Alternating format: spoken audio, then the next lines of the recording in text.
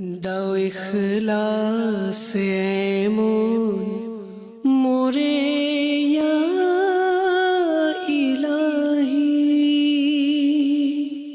আলহামদুলিল্লাহি রাব্বিল আলামিন ওয়াসসালাতু ওয়াসসালামু আলা সাইয়্যিদিল মুরসালিন। আম্মা বা'দ, ফাআউযু বিল্লাহি মিনাশ শাইতানির রাজীম। বিসমিল্লাহির রহমানির রহিম। আসসালাতু ওয়াসসালামু আলাইকা ইয়া রাসূলাল্লাহ ওয়া আলা আলিকা ওয়া আসহাবিকা ইয়া হাবিবাল্লাহ। আসসালাতু ওয়াসসালামু আলাইকা ইয়া নবিয়াল্লাহ ওয়া আলা আলিকা ওয়া আসহাবিকা ইয়া নূরাল্লাহ। দূরেও কাছে, দেশে ও প্রবাসে যে যেখানেই রয়েছেন সকলকে একরাশ প্রীতি ও শুভেচ্ছা জানিয়ে শুরু করছি অনুষ্ঠান পারিবারিক ও সামাজিক ব্যাধি।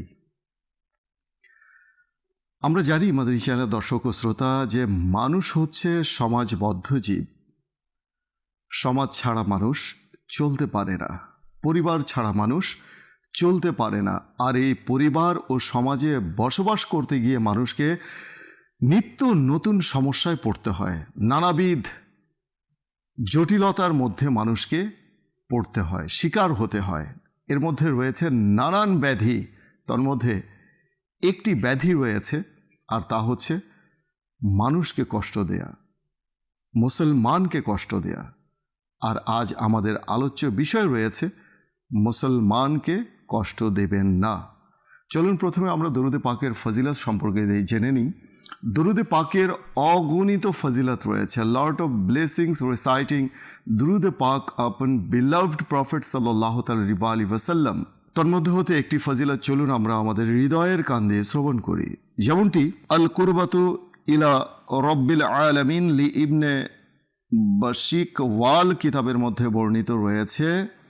আল্লাহ নবী সাল্লাল্লাহু তাআলা আলাইহি ওয়াসাল্লাম ইরশাদ করেন, যে ব্যক্তি আমার প্রতি সারা দিনে 50 বার দুরূদ শরীফ পাঠ করে, আমি কিয়ামতের দিন তার সাথে মুসাফাহা করব, অর্থাৎ তার সাথে করমর্দন করব।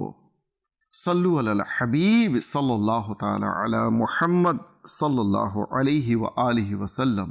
সালাতাম ওয়া সালামান আলাইকা সাইয়্যিদি ইয়া রাসূলুল্লাহ। মাদানী চ্যানেলের দর্শক ও শ্রোতা, হাদিসে পাকে রয়েছে আল্লাহ নবী সাল্লাল্লাহু আলাইহি ওয়াসাল্লাম ইরশাদ করেছেন, নিয়াতুল মুমিনি খায়রুম মিন আমালিহি। Intention of Muslim is better than his action. মুসলমানের নিয়ত হচ্ছে তার আমলের চেয়ে উত্তম। So let's make some good intention before watching this program. ভালো ভালো কিছু নিয়ত করে নিই আমরা, যে ইনশাআল্লাহ শুরু থেকে শেষ পর্যন্ত আল্লাহ তাআলার সন্তুষ্টির নিমিত্তে এই প্রোগ্রাম আমরা দেখব।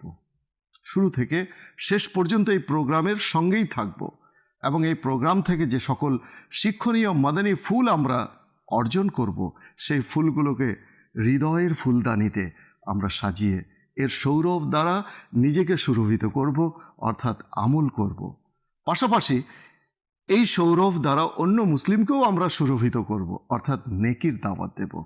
আল্লাহ তাআলা আমাদের সবাইকে আমল করার তৌফিক দান করুন। মাদানী চ্যানেলের দর্শক ও শ্রোতা, আজ স্টুডিওতে আমার সাথে রয়েছেন মাদানী চ্যানেলের পরিচিত মুখ জুনায়েদ মাদানী আত্তারি। পাশাপাশি রয়েছেন আমাদের এহসান কাদেরী আত্তারি। আপনারা কেমন আছেন? আলহামদুলিল্লাহ। মাশাআল্লাহ। যেমনটি শুনলেন যে আজকের আলোচ্য বিষয় হচ্ছে মুসলমানকে কষ্ট দেবেন না। জুনায়েদ ভাই, আমরা যদি দেখি যে বর্তমান জীবনে আমাদের ব্যক্তিগত জীবন থেকে শুরু করে পারিবারিক জীবনে কিংবা সামাজিক জীবনে আমরা জেনেই হোক কিংবা না জেনে, বুঝেই হোক কিংবা না বুঝে, মানুষকে কিন্তু কষ্ট দিয়ে থাকি। আর তা জবানের মাধ্যমে, হাতের মাধ্যমে, কথার মাধ্যমে, চিন্তা চেতনার মাধ্যমে, যে কোনোভাবে মানুষ মানুষের ক্ষতি সাধন করে থাকি, তা সেটা জানতেই হোক কিংবা অজান্তে। এই কষ্ট দেয়া সম্পর্কে আপনি কি বলবেন, যে এই কষ্ট দেয়া কি কি পর্যায়ে মানুষ কি ভাবে মানুষ কষ্ট দেয়, আর এই কষ্ট দেয়া কেমন? যদি মাদানী চ্যানেলের উদ্দেশ্যে আপনার মূল্যবান মাদানী ফুলগুলো যদি একটু উপস্থাপন করেন। বিসমিল্লাহির রহমানির রহিম। আসলে বর্তমান সমাজের প্রেক্ষাপট অনুযায়ী এই বিষয়টি খুবই গুরুত্বপূর্ণ, খুবই গুরুত্বপূর্ণ, কারণ আমরা এমন এক যুগের মধ্য দিয়ে অতিক্রম করছি, আমাদের দিন অতিবাহিত হচ্ছে যেখানে মানুষকে কষ্ট দেওয়ার মাধ্যমে জি আনন্দ উপভোগ করার আয়োজন তৈরি করা হয়েছে। যেখানে মানুষকে কষ্ট দেওয়ার মাধ্যমে কোনো ইভেন্ট, কোনো প্রোগ্রাম আয়োজন করা হচ্ছে, এমন এমন প্রোগ্রাম হচ্ছে, এমন এমন অনুষ্ঠান হচ্ছে, জি বা এমন এমন পরিবেশ আমরা তৈরি করছি যেগুলোর দ্বারা আমি সাময়িক বিনোদনের জন্য, সাময়িক আনন্দের জন্য বা বন্ধু বান্ধব নিয়ে মজা করার জন্য আরেকজনের যে কত বড় বড় ক্ষতি হয়ে যাচ্ছে সেই দিকে আমি কোনোভাবেই ভ্রুক্ষেপ করছি না বা গুরুত্বই দিচ্ছি না, বা আমি ভাবছি না সেই বিষয় নিয়ে। যদি কিছুটা আমরা বর্তমান বেশি দূরে যাব না, রিসেন্টলি সময়ে যে একটি ইভেন্ট গেল আর কি, যেটাকে আমরা ইভেন্ট বানিয়ে নিয়েছি আর কি, সেটি হচ্ছে যে নিউ ইয়ারের প্রোগ্রাম যারা করেছে, এটার মধ্যে আতশবাজি, তারপর এই জাতীয় আরো বিভিন্ন জিনিস যেগুলো অনৈতিক কাজের গান বাদ্য রয়েছে, ডিজে পার্টি রয়েছে, মানে শব্দ দূষণ, যেটাকে আমরা সাউন্ড পলিউশন বলি। কোনো বাসায় অসুস্থ রোগী রয়েছে, মানুষ কষ্ট পাচ্ছে সাউন্ডের মাধ্যমে, এমন ঘটনা ঘটেছে। জি অলরেডি এমন ঘটনা আমরা জানতে পেরেছি, শুনতে পেরেছি যে এক ঘরে বাচ্চা ছিল যার হৃৎপিণ্ডে ছিদ্র ছিল, সে বেশি আওয়াজ শ্রবণ করতে পারতো না। বেশি আওয়াজ শ্রবণ করলে তার সমস্যা হতো। অনেক সেফলি তার মা বাবা তাকে রাখতো, অনেক যত্ন সহকারে রাখতো, আলাদা কেয়ার যেটাকে বলা হয়, যেহেতু সে এই বিষয়ে অসুস্থ। কিন্তু সেই রাত এমন একটি রাত ছিল যেটার মধ্যে মানুষ নিজের সাময়িক আনন্দের কারণে, সেই আতশবাজি করার কারণে, এই শব্দ দূষণের কারণে সেই বাচ্চাটি এমন অবস্থায় গিয়ে পড়ে যে এখন সে না কথা বলতে পারবে, না হাত পা নাড়াতে পারবে, না কিছু করতে পারবে। ইয়া আল্লাহ। তার বাবা এমনিতেই অনেক কষ্টের মধ্য দিয়ে অতিক্রম করছিল যে তার বাচ্চাটি অনেক অসুস্থ। এর মধ্যে এই সিচুয়েশন, যেটাকে আমরা একভাবে হত্যা বলতে পারি, হ্যাঁ, এটা পরোক্ষভাবে, মানে প্রত্যক্ষভাবে না হলেও এটা পরোক্ষভাবে ইনডাইরেক্টলি এটা তো একটি হত্যাই। জি, যে মানুষকে মরতে মানে উদ্বুদ্ধ করা। নিজের বিনোদনের কারণে এমন কিছু করছি যার কারণে অপর এমন কষ্ট পাচ্ছে যার আইডিয়া আমার নেই। আর বলতে গেলে কি, এখনো যদি সেই ব্যক্তি যে করেছে, আমার মনে হয় না সে এটার সম্পর্কে পূর্বে ভেবেছে আর এই ঘটনাটি ঘটার পরে ভেবেছে।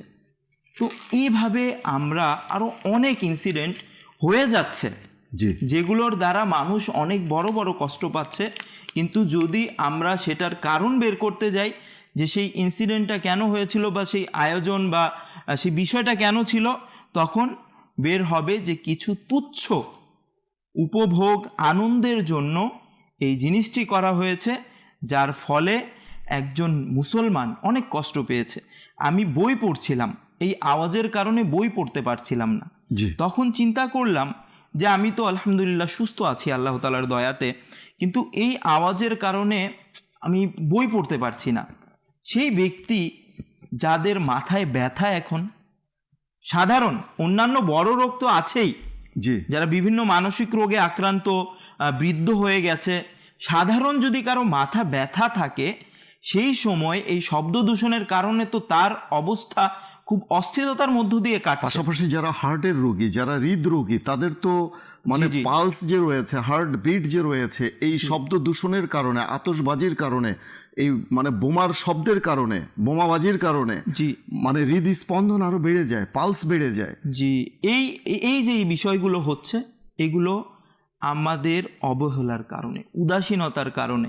তো এইভাবে করে এখনের সমাজের মধ্যে বিভিন্নভাবে আমরা এমন তৈরি করেছি যে মানুষ যেটা দ্বারা কষ্ট পাচ্ছে, কিন্তু আমাদের সেই প্রতি কোনো খেয়াল নেই, ভ্রুক্ষেপ নেই, আমাদের কোনো খেয়াল নেই। খুব চমৎকার বলেছেন। মাদানী চ্যানেলের দর্শক ও শ্রোতা, আজকের আমরা অনুষ্ঠান দেখছি পারিবারিক ও সামাজিক ব্যাধি, আর আজকের আলোচ্য বিষয় হচ্ছে মুসলমানকে কষ্ট দেবেন না। এহসান ভাই, সমাজের মধ্যে আমরা যখন বসবাস করছি, মানুষ তো সমাজ ছেড়ে আর বনে জঙ্গলে গিয়ে বসবাস করতে পারে না। জি জি অবশ্যই। কিংবা পরিবার ছেড়েও মানুষ অনেক সময় যদি অভিমান করে বের হয়ে যায় কিংবা রাগ করে যদি চলে যায়, আবার কিন্তু মানে নীড়ের পাখি আবার নীড়েই ফিরে আসতে হয়, যেহেতু মানুষ পরিবার ছাড়া সমাজ ছাড়া বাঁচতে পারে না। আর এই পরিবার সমাজের মধ্যেই রয়েছে তার নারীর বন্ধন, নারীর বন্ধন রয়েছে পরিবারের সাথে।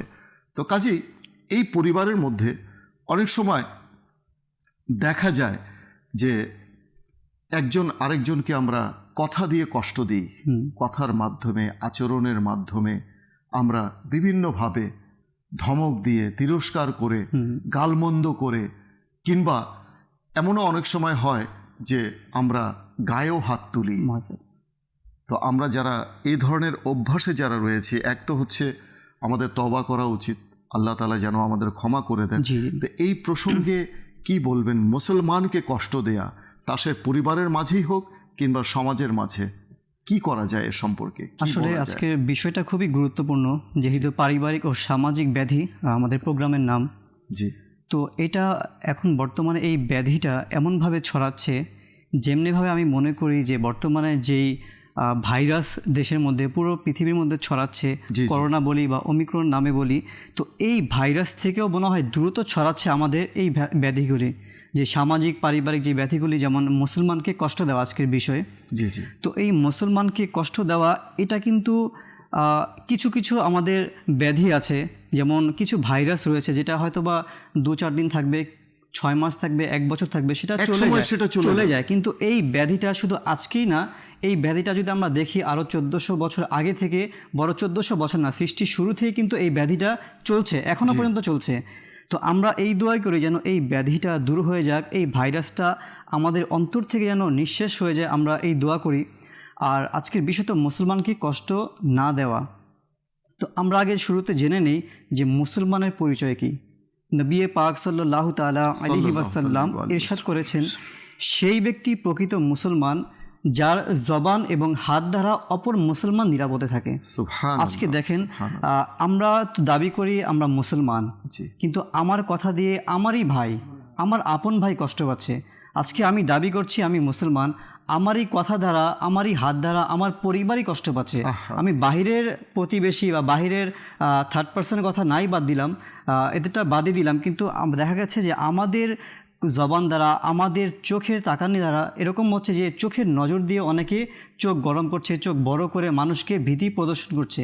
তো এই বিষয়ে নবী পাক সাল্লাল্লাহু তাআলা আলাইহি ওয়াসাল্লাম ইরশাদ করেছেন যে কাল কিয়ামতের দিন, মানে যারা চোখের তাকানিতে বলা হয়েছে যে যারা অপর চোখ রাঙিয়ে মানুষকে কষ্ট দেয়, তো এটাও ইসলামী শরীয়তে জায়েজ নেই, এটাও গুনাহ বলা হয়েছে। আর মুসলমানকে কষ্ট দেওয়া হচ্ছে কবিরা গুনাহ।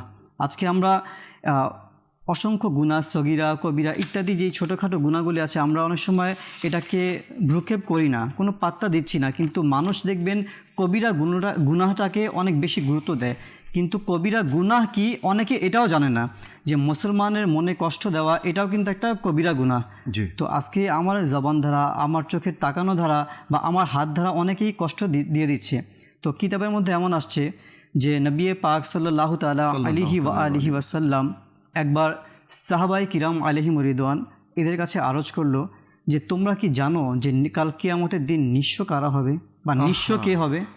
তো সাহাবিরা বলতে লাগলো, নিঃস্ব তো হচ্ছে তারাই যারা আমরা জানি যে যাদের টাকা পয়সা নেই, যাদের সমাজের মধ্যে ধন সম্পদ নেই, যাদের ভালো থাকার কোনো ব্যবস্থা নেই, খাওয়া দাওয়ার কোনো ব্যবস্থা নেই, এরাই নিঃস্ব। তো নবী পাক সাল্লাল্লাহু তাআলা আলাইহি ওয়াসাল্লাম ইরশাদ করেন যে না, এরা নিঃস্ব নয়। তো কারা নিঃস্ব?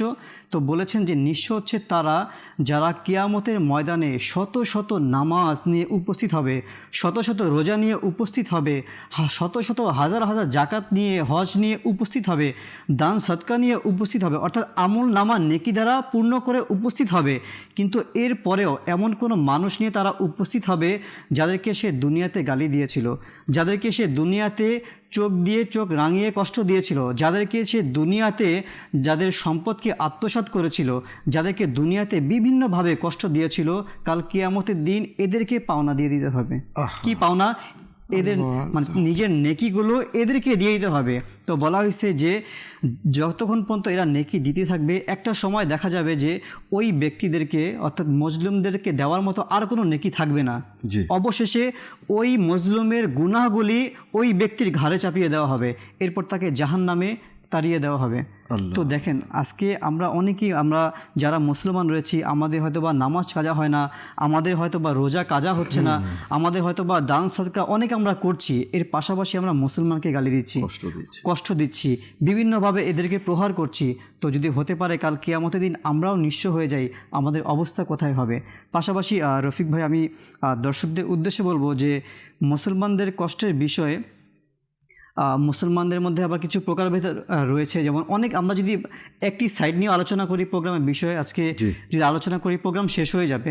যেমন কিয়ামতের দিন, হাদিসে পাকের মধ্যে এটাও আসছে যে কাল কিয়ামতের দিন 3 প্রকারের ব্যক্তি যারা দুনিয়াতে এদের সাথে খারাপ আচরণ করে, এদেরকে কষ্ট দেয়, তো কাল কিয়ামতের দিন বলা হয়েছে যে কাল আরশের যে আরশ রয়েছে আল্লাহ তাআলা, সেই আরশ কেঁপে উঠবে। তো এরা কারা? এরা হচ্ছে, এক নম্বর হচ্ছে প্রতিবন্ধী, যারা প্রতিবন্ধীদের কষ্ট দেয়, আল্লাহ তাআলা আরশ কেঁপে উঠবে।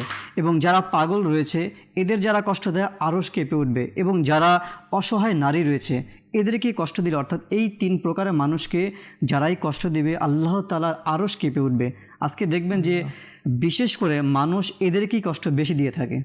যেমন যারা পাগল, যারা বলতে পারে না, বাকশক্তি নেই, অনেকে অন্ধ রয়েছে, অনেকে হয়তো পা নেই, কারো হয়তো বা হাত নেই, দেখবেন মানুষ এদেরকে টিটকারি দিয়ে থাকে। এটার দৃষ্টান্ত আমরা দেখতে পাচ্ছি কিন্তু, যে পাগল, পাগল রয়েছে, পাগল তো পাগলই, তার নাওয়া খাওয়া গোসল মানে তার যে হিতাহিত জ্ঞান রয়েছে এটা নেই। আর এর একটা সুযোগ নেয় এক শ্রেণীর মানুষ, যে তার সম্ভ্রম লুটে নিচ্ছে, তার গর্ভে অবৈধ সন্তান তৈরি করে দিচ্ছে। এটা ঘটনা, সমাজের ঘটনা হচ্ছে। তো এখন এই যে পাগল, সে কি প্রতিবাদ করবে? সে তো নিজেও জানে না যে কে করেছে তার সাথে এই কাজ। তার সম্ভ্রম যে রয়েছে সেটা লুটে নিচ্ছে।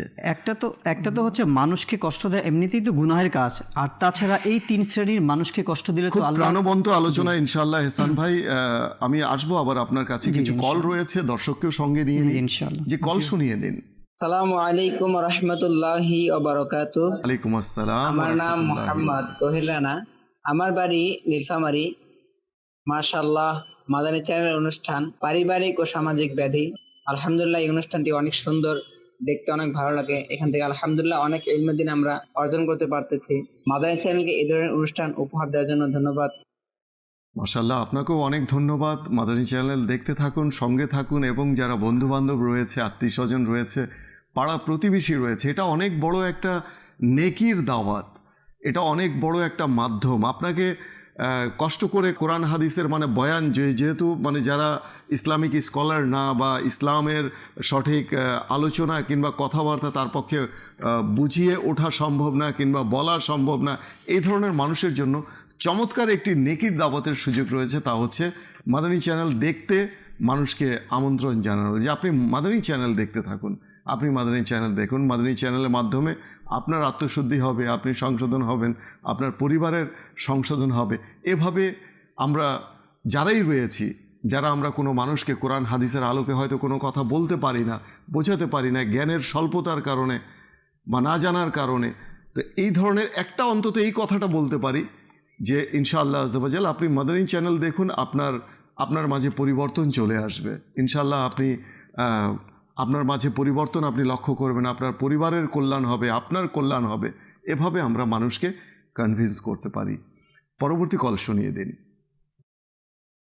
আমার নাম মোহাম্মদ জুবাইর রিজা। মানুষের ব্যক্তিগত বিষয় নিয়ে আলোচনা করে তাকে কষ্ট দেওয়া কেমন? আল্লাহ, মানুষের ব্যক্তিগত বিষয় আলোচনা করে, মানে কারো ব্যক্তিগত প্রাইভেসি অন্যের কাছে ডিসকাস করে তাকে কষ্ট দেয়া কেমন, এটাও ইনশাআল্লাহ তাআলা আসছে আপনার কাছে। যে পরবর্তী কল শুনিয়ে দিন। আমার নাম মোহাম্মদ সিরাজুল ইসলাম, তোমার বাড়ি বৈরা। কথার মাধ্যমে মানুষকে কষ্ট দেওয়া, আচার আচরণের মাধ্যমে মানুষকে কষ্ট দেওয়া, এটা কেমন? এই ব্যাপারে একটু আলোচনা করলে একটু ভালো হতো। মাশাআল্লাহ, খুব চমৎকার প্রশ্ন করেছেন। সঙ্গেই থাকুন, ইনশাল্লাহ আলোচনা হচ্ছে, ইনশাল্লাহ আরও আলোচনা করা হবে কি করে আমরা আগে তো আমাদের ব্যাধিগুলো রোগগুলোকে আমাদেরকে চিহ্নিত করতে হবে যে কী কীভাবে আমরা মানুষদেরকে কষ্ট দিয়ে থাকি, কী কী পন্থায়, কী কী মাধ্যমে। সেই মাধ্যমগুলো যদি আমরা চিহ্নিত না করতে পারি তাহলে তার প্রতিকার সম্পর্কেও আমরা জানতে পারবো না, তার প্রতিকার আমরা বের করতে পারবো না। আর মাদানী চ্যানেলে এই অনুষ্ঠান আপনাদের জন্যই সাজানো হয়েছে। সমাজের এবং পরিবারের যে ব্যাধিগুলো রয়েছে, যে জটিলতা, যে সমস্যা, অসঙ্গতি রয়েছে, অনিয়ম রয়েছে, সেগুলোকে তুলে এনে তার ভয়াবহ পরিণাম সম্পর্কে দুনিয়া ও আখেরাতে এবং এর প্রতিকার সম্পর্কে মুসলমানকে জাহান্নামের আগুন থেকে বাঁচানোর জন্য মূল উদ্দেশ্য এটাই যে একটা সুস্থ সুন্দর পরিবার এবং সমাজ যেন আমরা গড়ে তুলতে পারি, সেই মানুষেই এই অনুষ্ঠানটা সাজানো হয়েছে আপনাদের জন্য। সঙ্গে থাকুন, ইনশাআল্লাহ আলোচনা করা হবে। জুনায়েদ ভাই, জি, কিছু বিষয় চিহ্নিত করা হয়েছে, কিছু কল এসেছিল, কলের মাধ্যমেই কিছু বিষয় আমরা এটা জানতে পেরেছি, কিছু বিষয়কে আমরা আলোকপাত করেছি। এর মধ্যে এক হচ্ছে যেমন আপনার এই যে আলোচনাটা আপনি করলেন যে গান বাজনা বাদ্যযন্ত্র এগুলো দিয়ে মানুষকে কষ্ট দেওয়া, পাশাপাশি মানুষকে অপবাদ দেয়া, জি, কোনো মুসলমানকে না জেনে না বুঝে অপবাদ দেয়া, তাকে তার দোষ ত্রুটি খুঁজে বেড়ানো, এরপর প্রতিশ্রুতি রক্ষা না করা। যেমন কাউকে দাওয়াত দেয়া হলো এবং সে কি করলো, এলো না। জি, এখন যে বেচারা দাওয়াত দিল, মেজবান, সে তো সব খানা পিনা তৈরি করে বসে আছে, কিন্তু মেহমানের কোনো খবর নেই। এখন এই যে তার ক্ষতিটা হলো, এটা এক। কথা দিয়ে কথা না রাখা, এটা এক, এটাও একটা কিন্তু মানুষকে কষ্ট দেয়া। পাশাপাশি কথায় কথায় হরতাল ধর্মঘট ডেকে মুসলমানদেরকে কষ্ট দেয়া, মানুষ হসপিটালে যেতে পারে না, মানুষ নিজের আত্মীয় মৃত ব্যক্তির সংবাদ শুনে সে দেখা যাচ্ছে কর্মস্থল থেকে সে বাড়িতে যাবে, যেতে পারে না। এই যে কষ্ট, এটাও কিন্তু মানুষকে, মুসলমানদেরকে কষ্ট দেয়া।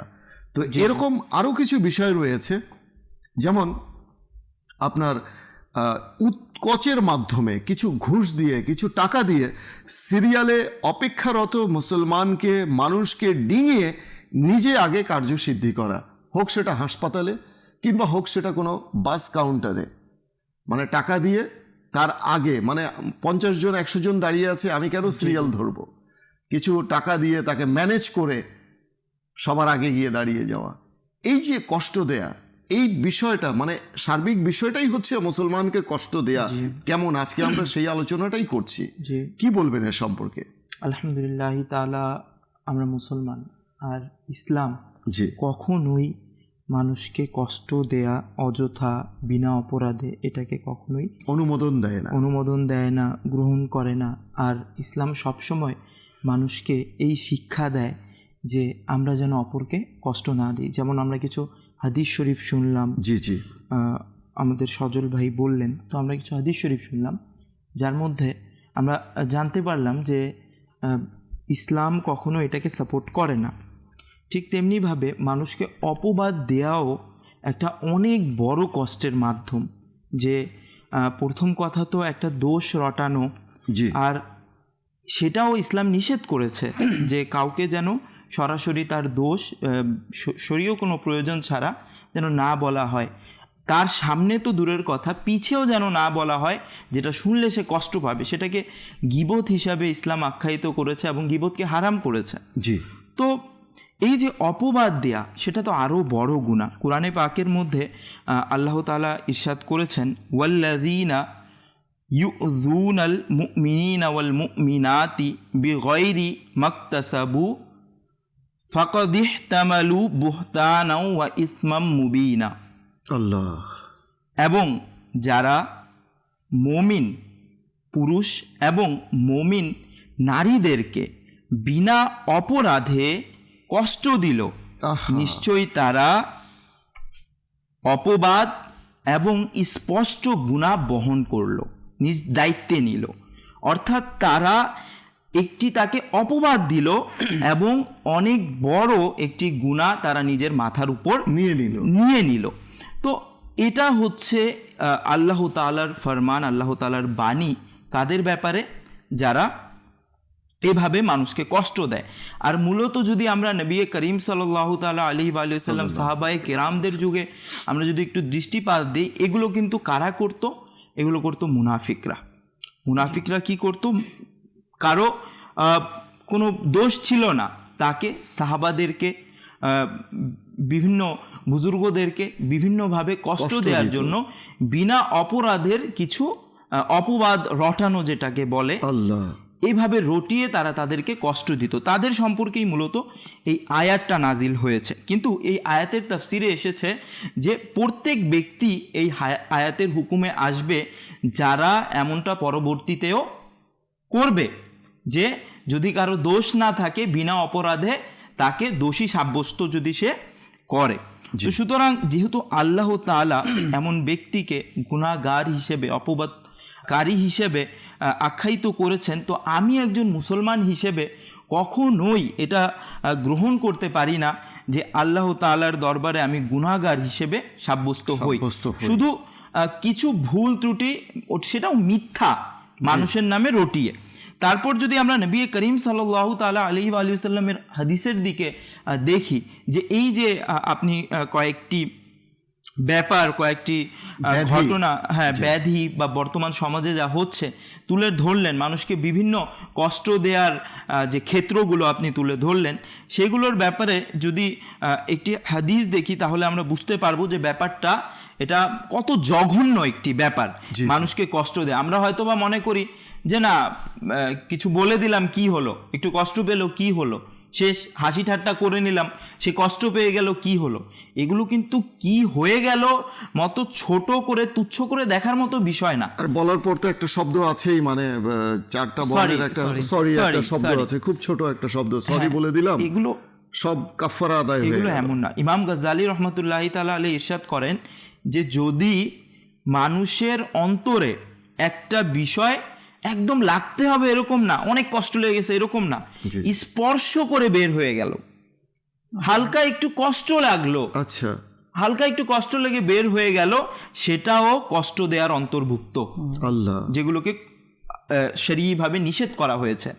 তারপর আমরা হাদিস শরীফ যদি দেখি, নবী করিম সাল্লাল্লাহু তাআলা আলাইহি ওয়া সাল্লাম ইরশাদ করেছেন, মান আযা মুসলিমান ফাকাদ আযানি ওয়া মান আযানি ফাকাদ আযাল্লাহ। আল্লাহ, নবী করিম রউফুর রহিম সাল্লাল্লাহু তাআলা আলাইহি ওয়া সাল্লাম ইরশাদ করেন, যে মুসলমানকে কষ্ট দিল সে আমাকে কষ্ট দিল, আর যে আমাকে কষ্ট দিল সে আল্লাহ তাআলাকে কষ্ট দিল। তো আমরা একজন মুসলমানকে কষ্ট দেওয়ার মাধ্যমে নবী করিম সাল্লাল্লাহু তাআলা আলাইহি ওয়া সাল্লামকে কষ্ট দিচ্ছি, আমার একমাত্র রব মহান রব্বুল আলামিন আজ্জা ওয়া জাল্লা আল্লাহ তাআলাকে কষ্ট দিচ্ছি। সূরা ফুরকানের মধ্যে একটি আয়াত আছে, আপনার সাথে একটু সংযোজন করব, যেমনটি আল্লাহ রাব্বুল আলামিন ইরশাদ করেছেন যে তোমরা যা বলো তারা তা মিথ্যারোপ করে, অতএব তোমরা আযাব ফেরাতে পারবে না এবং কোনো সাহায্যও করতে পারবে না, আর তোমাদের মধ্যে যে অত্যাচার করে অর্থাৎ মানুষকে কষ্ট দেয় আমি তাকে কঠিন শাস্তি আস্বাদন করাবো। আল্লাহ, এই যে অপবাদ, একজন মানুষ জেনে হোক বা না জেনেই হোক সে কিন্তু নির্দোষ, তাকে অপবাদ দেয়া হলো, জি, কষ্ট দেয়া হলো, এটা এক কথা। এরপর আমরা দেখি যে সমাজের মধ্যে মানুষ মানুষকে উপকার করে, উপকার করা খুব ভালো কথা। তো আসছে ইনশাআল্লাহ তাআলা সজল ভাইয়ের কাছে। সজল ভাই, সমাজে এমনও কিছু দেখা যায় যে মানুষ মানুষকে উপকার করে, উপকার করে খোটা দেয় থাকে, মানুষকে যতক্ষণ পর্যন্ত সে জানান দেবে না যে আমি অমুকের উপকার করেছি ততক্ষণ পর্যন্ত তার পেটের ভাত হজম হবে না। অর্থাৎ জানান দেওয়াটা খুব জরুরি তার জন্য, যে আমি কাকে বলবো কাকে বলবো, লোক খুঁজে বেড়ায় যে আমি অমুকের উপকার করেছি, অমুকের উপকার করেছি। এই যে আত্মগৌরব, মানে একটা মানে নিজের প্রশংসা, মানুষের কাছে বাহবা চাওয়া, এই গেল এক। দ্বিতীয়ত হচ্ছে আপনার মুসলমানের সাথে দুরাচার করা, হুমকি ধামকি দেয়া, তারপরে আবার অনেক সময় দেখা যায় যে বিকৃত মাল ফেরত না নেয়া। জি জি, আচ্ছা, লেনদেনের ক্ষেত্রে আবার দেখা যায় যে জাল টাকা তাকে দেয়া, ছেঁড়া টাকা, জোড়া লাগানো, তালি লাগানো, সেই মুদ্রা তাকে দেয়া, জাল টাকা দেয়া, এই যে এত কষ্ট অনেকগুলি মানুষ মাধ্যম, মানুষকে জি। দিয়ে থাকে, এখানে এ সম্পর্কে কি বলবেন? এখানে রফিক ভাই যেমনি আবদুল্লাহ রাদিয়াল্লাহু তাআলা আনহু থেকে বর্ণিত যে নবী পাক সাল্লাল্লাহু তাআলা আলাইহি ওয়াসাল্লাম তিনি ইরশাদ করেছেন যে মুমিনের পরিচয় তুলে ধরেছেন, বলেছেন যে মুমিন কখনো খোটা দানকারী হতে পারে না। আজকে যারাই মুমিন, তো মুমিনের বৈশিষ্ট্য এটা না কখনো সে উপকার করে খোটা দানকারী হবে, খোটা দেবে। পাশাপাশি মুমিনের এটা এমনও হতে পারে না যারা অভিসম্পাদকারী, জি, যারা মানুষকে অভিশাপ দিয়ে থাকে, এবং মুমিন এরাও হতে পারে না যারা অশ্লীল কথাবার্তা বলে এবং কটু ভাষী হয়। তো এরা বলা হয়েছে মুমিন হতে পারে না। মানে আজকে এক কথায় মুমিনের সংজ্ঞাটা দিয়ে দেওয়া হয়েছে যে মানুষ যেন বুঝতে পারে যে এই কাজটা আমি করছি, আমি কি মুমিনের পর্যায়ে আমি পৌঁছেছি, মানে নিজেকেই নাকি সে টেস্ট এখনো করতে আমি পারবে। মুমিন হতে পারিনি।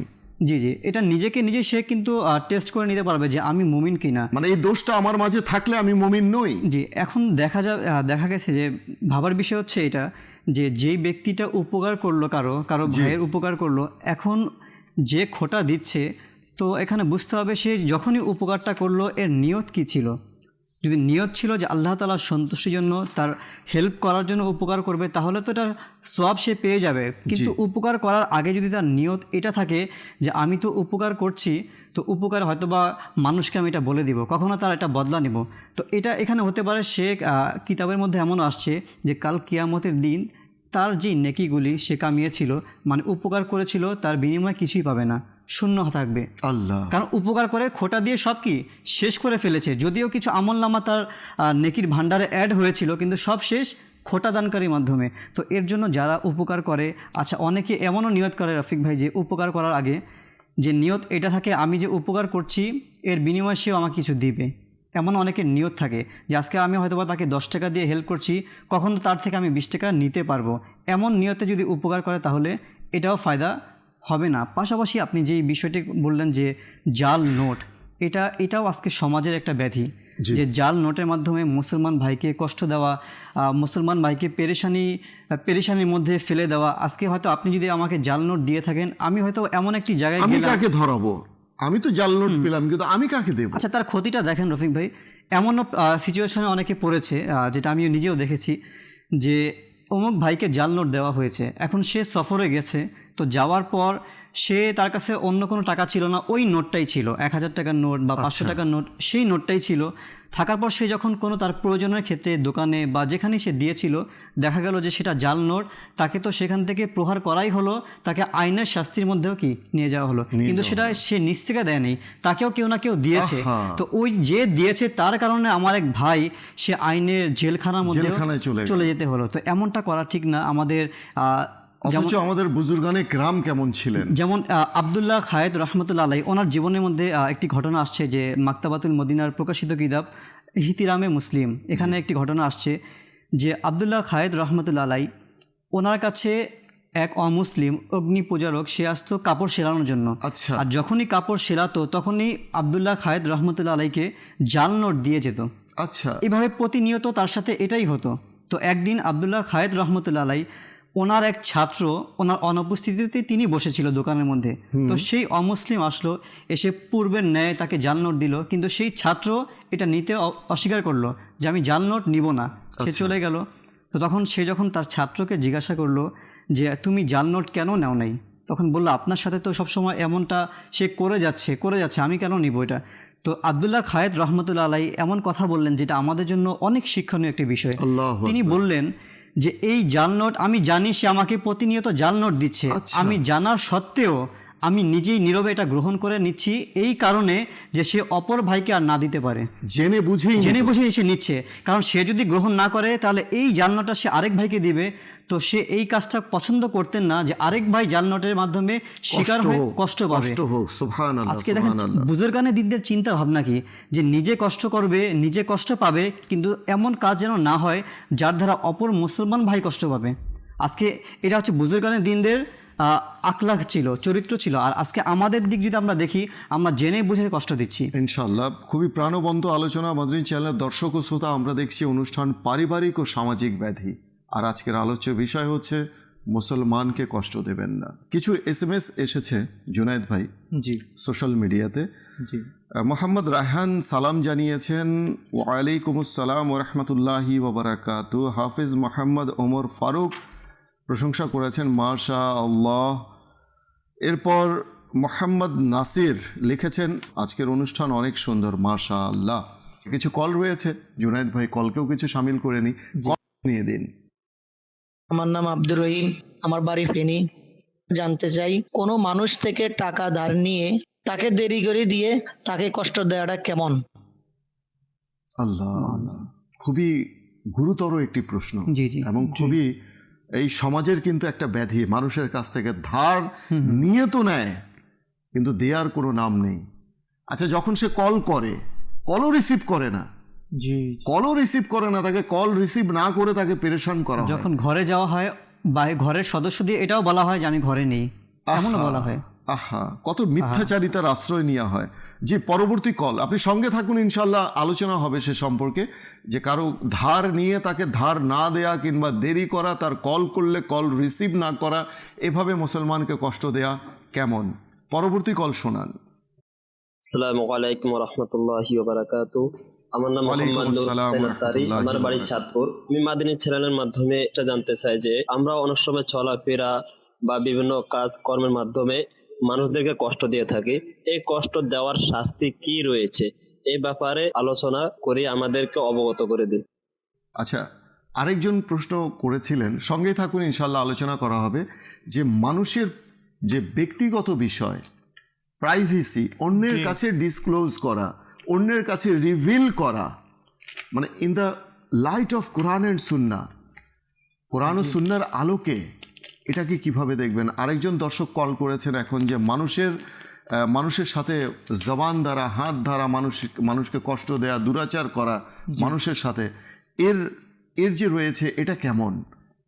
আরেকজন যে প্রশ্ন করেছিলেন, আরেকটা প্রশ্ন করেছিলেন, যে সেটা হচ্ছে ফেনী থেকে করেছিলেন, যে টাকা ধার নিয়ে ধার না দেয়া কিংবা তাকে গড়িমসি করা। এই প্রশ্নগুলোকে আমি চাই যে আপনি একটু সামিল করে এটাকে সমষ্টিগতভাবে কিছু মাদানী ফুল আপনি দান করেন কোরআন ও সুন্নাহর আলোকে। জি, প্রথম কথা হচ্ছে যে মানুষের দোষ যেটা আপনাকে বলেছে, প্রাইভেসি, যেটা সিক্রেট রাখার বিষয়, সেটাকে প্রকাশ করে দেয়া। আসলে যদি আমরা কাউকে কোনো একটা কথা বলি, সেটা হচ্ছে আমানতস্বরূপ বলি, এটা বিশ্বাস করেই বলি যে সে কখনো এটা কাউকে বলবে না, জি, এটা কাউকে বলবে না। আর অপরদিকে আমরা যদি হাদিস শরীফ দেখি, নবী করিম রফুর রহিম সাল্লাল্লাহু আলাইহি ওয়াসাল্লাম করেছেন যে কোনো ব্যক্তির দোষ গোপন করলো, আল্লাহ তাআলা তার, অর্থাৎ সেই দোষ গোপনকারী ব্যক্তির দোষ দুনিয়া ও আখিরাতে গোপন করবে। তো এখানে একটা ব্যাপার হচ্ছে যে আজকে তো মনে হয় আমি তার দোষ মানুষের সামনে প্রকাশ করে দিচ্ছি, হয়তো বা দুনিয়ার লাঞ্ছনার সে শিকার হবে, সেটা সাময়িক হবে, চলে যাবে। কিন্তু আমরা যে প্রতিনিয়ত দোষ করে বেড়াচ্ছি, দোষ করে যাচ্ছি আর দোষ হয়ে যাচ্ছে, কাল কিয়ামতের দিন সেই দোষগুলো যদি প্রকাশ হয়ে যায়, তাহলে আমি কি সেটা থেকে নিজের মুখ লুকিয়ে নিতে পারবো? সেখানে তো কোনো রকম বাহানা করার এই জাতীয় কোনো অবকাশ নেই। সেখানে যা সত্য তাই প্রকাশ পাবে। আল্লাহ তাআলার একটি নাম সাত্তার রয়েছে, সাত্তারিতে চাদর দিয়ে বান্দার গুনাহকে ঢেকে রেখেছেন। আল্লাহ তাআলা যখন ঢেকে রেখেছেন, আমরা কে? Who the hell we are to disclose the fault of someone else? আমরা মানুষের দোষ ত্রুটি মানুষের সামনে উপস্থাপন করছি। আরে অমুক তো অমুক এই কাজ করেছে, ও তো এমন, আর ও তো ওই কাজ করেছে, ও তো মানে তেমন। এইভাবে মানুষের দোষ ত্রুটিগুলো আমরা খুঁজে খুঁজে অন্বেষণ করে আমরা মানুষকে জানান দিচ্ছি, অথচ আমরা এটা দেখছি না যে আমার ভেতরেও তো অনেক দোষ রয়েছে, অনেক ত্রুটি রয়েছে। whenever we indicate somebody else like this way, একটা আঙ্গুল দিয়ে যখন আমরা ইন্ডিকেট করি আর বাকি rest of fingers আমাদের দিকে ইন্ডিকেট করে যে just know thyself, what sort of man you are, যে তুমি কেমন মানুষ, তুমি তোমার নিজেকে তুমি দেখো। তিনটে আঙ্গুল কিন্তু আমাদের দিকে ইন্ডিকেট করে। এটাই বাস্তবতা। আসলে আমরা আমাদেরকে না দেখে মানুষকে বলতেই থাকি, হয়তোবা মানুষের একটি দোষ হলে সেটা নিয়ে পাড়া মহল্লায় রটাতে থাকি, অপর দিকে আমার দোষের অভাব নেই। কিন্তু একটি ভদ্রলোক হিসেবে আমরা তাদেরকেই চিনি, জি। ভদ্র সভ্য লোক হিসেবে, যারা মানুষের দোষ দেখলেও চুপ থাকে, সেটাকে গোপন রাখে। স্বাভাবিক, আমরাও সেটাই চাই যে আমারও দোষ যেন গোপন থাকুক। তো আমরা যেটা নিজের জন্য পছন্দ করি সেটা অন্য মুসলমানের জন্য কেন করি না? খুব চমৎকার, এটা একটা ভাবার বিষয়। আরেকটি বিষয় হচ্ছে যে এইখানে যে কয়েকটা কথা উঠে আসলো, যে যেগুলো প্রতারণার অংশ আর কি, যেমন জাল নোট দেয়া, এই জাতীয়। নবী করিম সাল্লাল্লাহু তাআলা আলাইহি ওয়া সাল্লাম ইরশাদ করেছেন যে লাইসা মিন্না মান গাশশা মুসলিমান আও দাররাহু আও মাকারাহু, অর্থাৎ সেই ব্যক্তি আমাদের অন্তর্ভুক্ত নয়। নবী করিম সাল্লাল্লাহু তাআলা আলাইহি ওয়া সাল্লাম সেই ব্যক্তিকে নিজের গোত্র থেকে, নিজের সমাজ থেকে বাহির করে দিচ্ছেন, বলছেন সে আমাদের অন্তর্ভুক্তই নয়। কে সে? নবী করিম রউফুর রহিম সাল্লাল্লাহু তাআলা আলাইহি ওয়া সাল্লাম ইরশাদ করছেন যে মুসলমানকে ধোঁকা দেয়, আল্লাহ, অথবা তাকে কষ্ট দেয়, অথবা তার সাথে প্রতারণা করে, তো এমন ব্যক্তি আমাদের অন্তর্ভুক্ত নয়। নবী করিম সাল্লাল্লাহু তাআলা আলাইহি ওয়া সাল্লাম এই হাদিস শরীফে স্পষ্ট ইরশাদ করে দিয়েছেন। তো আমরা একজন মুসলমান হয়ে কিভাবে একজনকে কষ্ট দিচ্ছি, তার সাথে প্রতারণা করছি? আমি তো এমনও দেখেছি যে একটি মাত্র জাল নোটের কারণে 2টা পরিবার ঝগড়া লেগে গেছে। সে তার বাচ্চাকে ধরিয়ে দিছিল যে দোকান থেকে কিছু নিয়ে আসো, দোকানওয়ালা দেখতে পারেনি, সে রেখে দিয়েছে। তারপর সে বলছে যে আমি তো তার সে বাচ্চা থেকে নিছি, আপনি দিবেন। তো তার বাচ্চা বলতেছে আমাকে তো ওই আঙ্কেল দিয়েছিল। এইভাবে করে একটি সমাজের মধ্যে এক বংশ আরেক বংশের সাথে ঝগড়া লেগে গেছে, এক পরিবার আরেক পরিবারের সাথে। তো এই ছোট ছোট বিষয় যা আমাদের কাছে মনে হয় যে আমি মনে হয় জিতে গেলাম, আমি মনে হয় বেঁচে গেলাম, কিন্তু পরবর্তীতে দুনিয়াতেও এটার অনিষ্টতা প্রকাশ পায়, আর আখিরাতেও এটার অনিষ্টতা প্রকাশ পায়। যেখানে জুনায়েদ ভাই, just for the time being, just কিছুক্ষণের জন্য, কারণ দুনিয়াটা তো, এটা তো একটা মানে একসময় ধ্বংস হয়ে যাবে। প্রকৃতপক্ষে সেই কিন্তু হেরে গেল, কেননা পরকালের হারটাই হবে সবচেয়ে বড় হার। দুনিয়াতে যদি জিতেও যাই, কাউকে প্রতারণা করে কাউকে ঠকিয়ে, কাউকে ধোকা দিয়ে, কাউকে জোর জুলুম করে, কারোর উপর অত্যাচার করে, কারোর সাথে প্রতিশ্রুতি নষ্ট করে, কিংবা কারো আত্মসম্মান বোধের মধ্যে আঘাত হেনে কাউকে কষ্ট দিয়ে, এই যে জিতা, এটা তো জিতা না। এই বিজয়টা বিজয় নয়, এটা ক্ষণিকের বিজয়। পরকালে তাকে হেনস্থা করা হবে, অপদস্থ হতে হবে, লাঞ্ছিত হতে হবে, চিরকাল তাকে জাহান্নামের আগুনে জ্বলতে হবে। জি, আরেকটি বিষয় হচ্ছে হুজুর যে ঋণের ব্যাপারটা। ঋণ মাঝে মাঝে দেখা যায় কি অনেকেই এটা ভেবেই ঋণ নেয় যে আমি তাকে ঘুরাবো। আমি আপনার কাছে আসছি, এই আলোচনাটাই আমি আবার পিক করছি আপনার কাছ থেকে। SMS রয়েছে, সোশ্যাল মিডিয়াতে আমাদেরকে করেছেন, মোহাম্মদ জাহিদ করেছেন চাঁদপুর থেকে, মোহনপুর চাঁদপুর থেকে। তিনি লিখেছেন যে মাশাআল্লাহ, আপনাদের অনুষ্ঠানগুলো মদিনা, আমি আপনাদের অনুষ্ঠান দেখছি। মাশাআল্লাহ, খুব খুশি হয়েছি ভাই আপনি অনুষ্ঠান দেখছেন। আপনার যারা বন্ধু বান্ধব রয়েছে, যারা নিকট আত্মীয় স্বজন রয়েছে, তাদেরকেও আপনি দাওয়াত দিন, তাদেরকেও ইনভাইট করুন। যেটা আপনার কাছে ভালো লাগছে তা তো আপনি অন্যদেরকে দাওয়াত করতেই পারেন, ইনভাইট করতেই পারেন মাদানী চ্যানেল দেখার জন্য। এটা আপনার জন্য অনেক বড় সওয়াবে জারিয়া হয়ে যাবে আপনার মৃত্যুর পর। যখন সেই মানুষগুলো এই মাদানী চ্যানেল দেখে নিজেকে শুধরে নেবে, আত্মশুদ্ধি হয়ে যাবে তাদের মাঝে, তারা আমল করবে, নেককার হয়ে যাবে, তখন এই সওয়াব, এই যে আপনি দাওয়াত দিয়েছেন, ইনভাইট করেছেন কাউকে যে আপনিও মাদানী চ্যানেল দেখুন, তাহলে এই সওয়াব আপনার মৃত্যুর পর আপনার আমল তো বন্ধ হয়ে যাবে, আপনার যে পার্সোনাল যে আমল রয়েছে সেটা ক্লোজ হয়ে যাবে, কিন্তু আপনার কারণে যে ব্যক্তি ইবাদত গুজার হয়ে যাবে, নেককার হয়ে যাবে, নামাজি হয়ে যাবে মাদানী চ্যানেল দেখে, এই সওয়াব আপনি আপনার কবরে পেতেই থাকবেন। তো কাজেই আর দেরি কেন? আমাদের উচিত আমরা যেন অপরাপর মুসলিমদেরকে, অপরাপর মানুষকে আমরা নেকির দাওয়াত দিয়ে মাদানী চ্যানেল দেখার জন্য অন্তত আমন্ত্রণ জানাই। এতে লজ্জার কিছু নেই। আর যাকে দেখতে বলবো সে কিন্তু আমাদেরকে তিরস্কার করবে না, ধিৎকার জানাবে না, ধমক দেবে না, শুধু এতটুকু মুখ থেকে একটু আমরা বলবো যে ভাই আপনিও মাদানী চ্যানেল দেখুন। আর মাশাআল্লাহ এখন মাদানী চ্যানেল বাংলা বঙ্গবন্ধু স্যাটেলাইটে চলে এসেছে।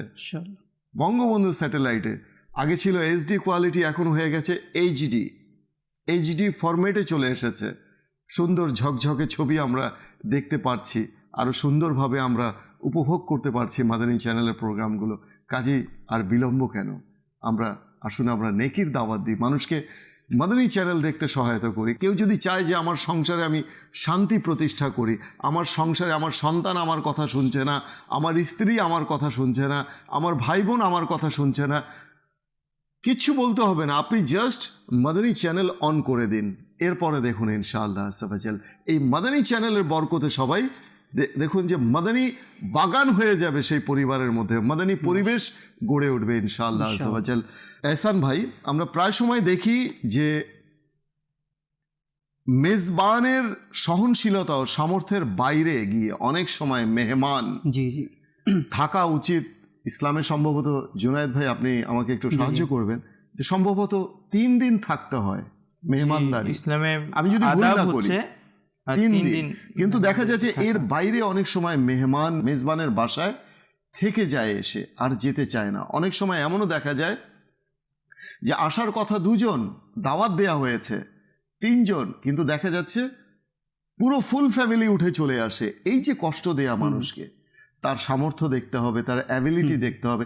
এ সম্পর্কে আমি এহসান ভাইয়ের কাছে আসবো, আপনার কাছে আমি আসবো। আরেকটা বিষয় আমি আসবো, যেটা আমি বলেছিলাম যে উৎকচ দিয়ে সিরিয়ালে আগে চলে আসা, ধাক্কা দিয়ে রয়েছে পিছে যাত্রী, ধাক্কা দিয়ে সামনের প্যাসেঞ্জারকে, এটা অনেক সময় আমাদের সাথেও ঘটে যারা আমরা বাসে চড়ে যেতে চলাচল করতে অভ্যস্ত, ধাক্কা দিয়ে পিছন থেকে এলো, ধাক্কা দিয়ে সরিয়ে দিল, মানুষ নিজে চড়ে গেল। ঘুষের মেডিকেলে গেছে, সিরিয়াল সেখানে 200 জন মানুষ, এতক্ষণ কে দাঁড়াবে, কিছু টাকা দিল, দিয়ে ম্যানেজ করে নিল, সিরিয়াল তার আগে করিয়ে নিল। এই যে এভাবে বাকি মুসলমানদেরকে কষ্ট দেয়, সে সম্পর্কে আমি আসছি আপনার কাছে জুনায়েদ ভাই, যেখানে আপনি আলোচনা করছিলেন। জি, আমি বলছিলাম যে ঋণের ব্যাপারে, যদি হাদিসের সারাংশ হচ্ছে যে কেউ যদি ঋণ নেয় এই নিয়তে যে সে তাকে ঋণ ফেরত দেবে না, তাহলে হাদিস শরীফে এসছে যে আল্লাহ তাআলা তাকে ধ্বংস করে দিবে। তো আমি মনে করছি যে আমি তার টাকা নিয়েছি, এখন যদি না দেই তাহলে এটাই আমার প্রফিট, লাভ, তাকে দিতে হচ্ছে না। যে টাকা বাঁচিয়ে রাখতে পারবো, কারণ ওটা তার টাকা, আমার তো আর উপার্জন করার টাকা না, আমার কষ্টের টাকা না, সেটা তার কষ্টের টাকা, সেটা নিয়ে আমি জিতে গিয়েছি, আমার লাভ হয়ে গিয়েছে। কিন্তু যার জন্য আল্লাহ তাআলার ধ্বংস নির্ধারিত, সে তো কোনোভাবেই জিততে পারে না, সে কোনোভাবেই জিততে পারে না। তো এটা আমাদেরকে ভাবা দরকার, এটা চিন্তা করা দরকার। আর আরেকটি ব্যাপার কি, যে আমরা মানুষকে যে কষ্ট দিই, মানুষও কিন্তু অনেক কষ্টের সম্মুখীন হয়। আমাদের ছোট একটি কষ্টের কারণে অনেক লাঞ্ছনার সম্মুখীন হয়। যেমন আমি ঋণ নিয়েছি কারো থেকে, ঋণ নেওয়ার পর তাকে বলছি ভাইজান আমি আপনাকে শুক্রবারে দিব। এখন তার থেকে যদি কেউ পায় বা তার ঘরের কোনো একটা কাজের জন্য তার টাকা লাগছে, সবাইকে সে আশ্বাস দিয়ে রাখছে যে আমি শুক্রবারে টাকাটা পেয়ে গেলে আপনার ঋণ পরিশোধ করে দিব বা ঘরে জিনিস নিয়ে আসবো। তো সে একটা পরিকল্পনা করে রাখছে, মানুষকে বলে রেখেছে বাড়িওয়ালার ঘর ভাড়া পরিশোধ করে, বাড়িওয়ালার ঘর ভাড়া পরিশোধ করব। এখন সে তো বলে দিয়েছে, বাস সে দিলেও কি না দিলেও কি এমন একটা ভাবে বলে সে ভাবলো যে না, আমি যদি পরের বার আসলে আবার একটা টাইম দিয়ে দিব। তো পরের বার সে যখন আবার চাইতে আসলো সেই শুক্রবারে, তখন তাকে আবার একটি টাইম দিয়ে দেয়া হলো। এখন যে সে তাদের সামনে তাকে যখন জিজ্ঞাসা করা হবে, সে যে লাঞ্ছিত হবে, আমার কাছে তো আমার মর্যাদা নেই, কিন্তু সেই ব্যক্তির তো মর্যাদা তার কাছে আছে, সেই ব্যক্তির নাম তো সমাজে আছে। আর শুধু আমার একটি মিথ্যার কারণে, প্রতারণার কারণে তার নাম সমাজে নষ্ট হচ্ছে, তাকেও মানুষ, সেটা আমার ভুলের কারণে তাকে মানুষ ভুল বুঝছে। রফিক ভাই, এখানে কিছু বিষয় অ্যাড করব। যেমনিভাবে বলা হয়েছে যে যারা এই যে ঋণ দিচ্ছে, তো একটা টাইম কিন্তু ফিক্সড করেছে যে অমুক সময়ের মধ্যে এটা পরিশোধ করতে হবে। তো এটাও আসছে কিতাবের মধ্যে যে যদি কেউ 1 ঘন্টাও দেরি করে ফেলে তখনও তার আমলনামার মধ্যে গুনাহ লেখা হতে থাকবে। এটা সে রোজাদার অবস্থায় থাকুক বা নামাজরত অবস্থায় থাকুক না কেন, আল্লাহ তাআলা আমাদেরকে জি। ক্ষমা করুক। জি জি মাশাআল্লাহ। যেই আলোচনাটা চলছিল, সময় খুবই সংক্ষিপ্ত, জি, জি। ইনশাআল্লাহ সে সম্পর্কে যদি কিছু মাদানী ফুল। আচ্ছা, যেটা আপনি আলোচ করেছিলেন যে মেহমানের যে বিষয়টা, তো আজকে এটাও কিন্তু সমাজের মধ্যে একটা ব্যাধি যে আজকে দাওয়াত দেওয়া হচ্ছে একজনকে বা একটা পরিবারের মধ্যে দেওয়া হচ্ছে 2-3 জন 4 জনকে, কিন্তু সেই পরিবারের সদস্যরা কি করে আরও কয়েকজনকে অ্যাড করে নিয়ে যায় এবং তারাও কি বিনা লজ্জায় তারাও কিন্তু এখানে অংশগ্রহণ করছে। তো এইভাবেও আবু দাউদ শরীফের মধ্যে এই হাদিসে পাকটি বর্ণিত আছে, বলা হয়েছে যে ব্যক্তি বিনা আমন্ত্রণে দাওয়াতে যায় সে চোর হয়ে প্রবেশ করে এবং ডাকাতি করে সে ফিরে আসে। আল্লাহ। তো এমনটা কি দেখেন আজকে আমাদের সমাজের মধ্যে কিন্তু এটা অসংখ্য জায়গার মধ্যে অনেক সময় বিয়ে বাড়িতে মানে বিয়ে বিনা বাড়ির মধ্যে আমন্ত্রণেই ঢুকে খেয়ে মানে বের খেয়ে হয়ে চলে আসে। দাওয়াত দিয়েছে 2-4 জনকে, গিয়েছে সেও নিজেও, ফ্রেন্ড বলছে তোমাকে দাওয়াত দিয়েছে আমিও যাব, এরকম করে সেই ফ্রেন্ডের ফ্রেন্ড আবার সে বলছে আমিও যাব, আমরা সবাই তো একই, কিন্তু এটা কিন্তু শরীয়ত পুরোটা সম্পূর্ণ নিষেধ দেখা যাচ্ছে করেছে। যে সে 100 জনের জন্য ব্যবস্থা করেছে। জি জি ফর এক্সাম্পল, জি জি ফর এক্সাম্পল 100 জনের জন্য সে ব্যবস্থা করেছে। এখন দেখা যাচ্ছে যে প্রত্যেকেই যদি তার সাথে 2-4 জন করে নিয়ে যায়, এক ফ্যামিলিতে হয়তো একজনকেই দাওয়াত দেওয়া হলো, এভাবে যদি 10টা ফ্যামিলি 2-4 জন করে নিয়ে যায় আরও 20 জন মানুষ চলে আসবে। এখন যদি খাবার যদি শর্ট হয়ে যায় তাহলে তো সেই ব্যক্তিকে লাঞ্ছিত হতে সেই হবে, মেজবানকে কি অপমানিত হতে কথা হবে। শুনতে হয়, হ্যাঁ হ্যাঁ, অপমানিত হতে হয়। তো দেখেন এটা কিন্তু শরীয়ত সম্পূর্ণ নিষেধ করেছে যে বিনা অনুমতিতে যাওয়া এবং সেখান থেকে কিছু খাওয়া। তো এই বিষয়েও যেমন এক ব্যক্তির ঘটনা আসছে যে তার ইন্তেকালের পর কেউ তাকে স্বপ্নে দেখে জিজ্ঞাসা করলো আল্লাহ তাআলা আপনার সাথে কেমন আচরণ করেছেন।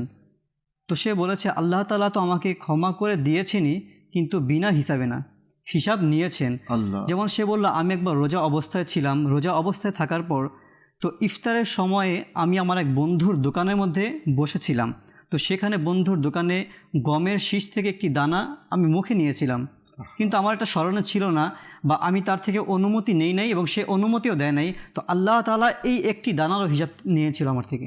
আল্লাহ তাআলা ক্ষমা তো দেখেন একটি দানার হিসাব যদি আল্লাহ তাআলা নিয়ে নেয়, তো আমরা তো হাজার হাজার শত শত দানা আমরা মানুষ থেকে করছি, দাওয়াতে যেয়ে খাচ্ছি। অনেক সময় বিভিন্ন দোকানের মধ্যে যেমন মুড়ির দোকান থাকে বা চানাচুরের যেই দোকানগুলি থাকে ফুটপাতের মধ্যে, আমরা অনেক সময় 10 টাকার 20 টাকার মুড়ির কথা বলি, আবার সেখান থেকে নিয়ে আমরা নিজেরা কি করি খেতে থাকি, যেটা সেই ব্যক্তি কিন্তু অনুমতি দেয়নি, এরপরে কিন্তু মানুষ সেটা খাচ্ছে। তো এই বিষয়গুলি থেকে আমাদেরকে বেঁচে থাকতে হবে, যেন আমার কোনো কথা দ্বারা আমার কোনো আচরণ দ্বারা যেন আমার মুসলমান ভাই কষ্ট যেন না পায়, সেদিকে খেয়াল রাখতে হবে। মাশাআল্লাহ, খুব চমৎকার প্রাণবন্ত আলোচনা।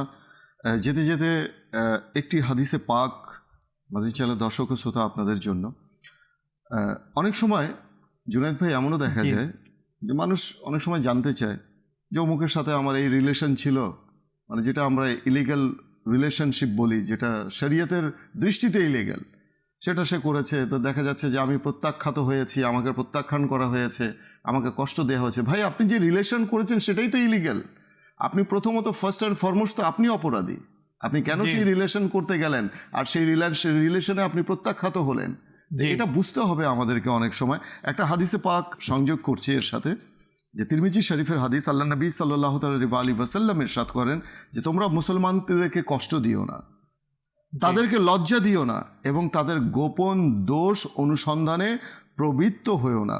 কেননা যে তার মুসলিম ভাইয়ের দোষ অনুসন্ধানে নিয়োজিত হয় আল্লাহ তাআলা তার গোপন দোষ প্রকাশ করে দেন, আর যে ব্যক্তির দোষ আল্লাহ তাআলা প্রকাশ করে দেবেন তিনি তাকে অপমান করে ছাড়বেন, যদিও সে তার উটের হাওদার ভিতরে অবস্থান করে, অর্থাৎ লুকিয়ে থাকে, তবুও তাকে অপমান করা হবে। পাশাপাশি আরেকটি হাদিসে পাক নিচ্ছি আমি, যে সহিহ মুসলিম শরীফের হাদিসে রয়েছে, আল্লাহ নবী ইরশাদ করছেন যে যে ব্যক্তি দোজখ থেকে মুক্তি ও জান্নাত লাভ করতে চায় সে যেন আল্লাহ ও আখিরাতের উপর বিশ্বাসী অবস্থায় মৃত্যুবরণ করে, অর্থাৎ ইমানদার হয়ে যেন মৃত্যুবরণ করে এবং মানুষের সঙ্গে এমন আচরণ করে যে